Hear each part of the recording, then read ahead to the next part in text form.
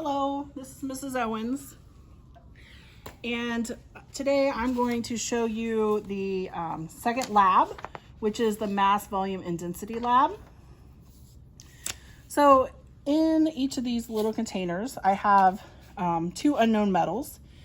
This one is metal A, and this one is metal B. So the first thing I want to do is I'm going to weigh each metal. So I'm going to take my weighing pan, put it on my scale, my balance, and I need to zero my balance. And then I'm going to weigh my substance A. I'm going to get the mass.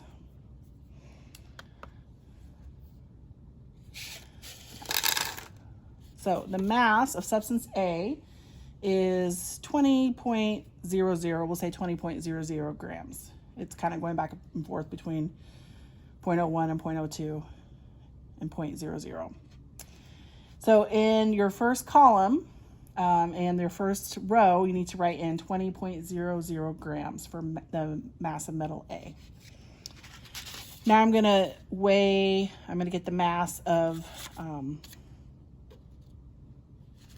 my metal B. And so I need to zero my balance. And I'm going to put my two pieces of metal on the balance, and I get 33.22 grams. So we'll say, it keeps going back and forth. Well, let's just say 33.22 grams.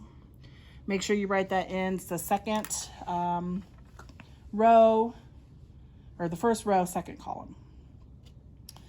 Next thing I'm going to do is figure out the volume of my water, and then I'm going to use that to find the volume of my metal.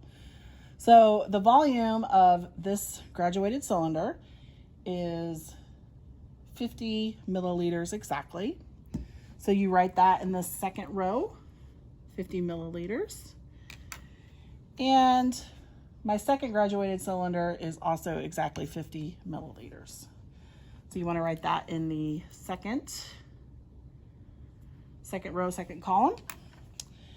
So I'm going to take my first graduated cylinder and I'm going to put in my metal A and then read the change. So I went from 50 to about 57. So I'm not sure if you can see that or not. It's about 57 milliliters. So we'll write down 57.0 milliliters.